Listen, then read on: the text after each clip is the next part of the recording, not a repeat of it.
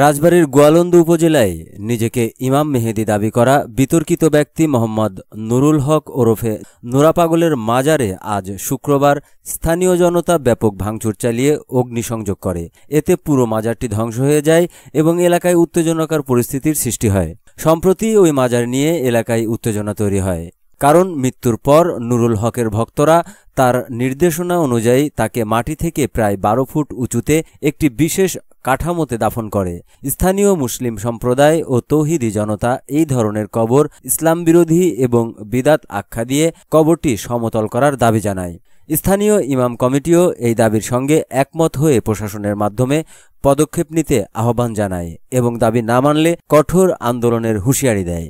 আজ শুক্রবার বেলা 1টার দিকে উত্তেজিত জনতা মাজার এলাকায় জড়ো হয়ে প্রথমে কবর ও আশপাশের স্থাপনায় ভাঙচুর চালায়, পরে মাজারে আগুন ধরিয়ে দেওয়া হয়। জানা যায়, নুরা পাগল দীর্ঘদিন ধরে নিজেকে ইমাম মেহেদী হিসেবে দাবি করে আসছিলেন এবং কিছু অনুসারী তার এই দাবিকে বিশ্বাস করলেও স্থানীয় ধর্মীয় নেতৃবৃন্দ এবং ইসলামী চিন্তাবিদরা তাকে ভণ্ড ও গোমরা হিসেবে চিহ্নিত করেন। তিনি 23 আগস্ট 2025 তারিখে ঢাকায় চিকিৎসাধীন অবস্থায় মারা যান। ঘটনার পর গোয়ালন্দ থানা পুলিশ দ্রুত ঘটনাস্থলে পৌঁছে পরিস্থিতি নিয়ন্ত্রণে আনে।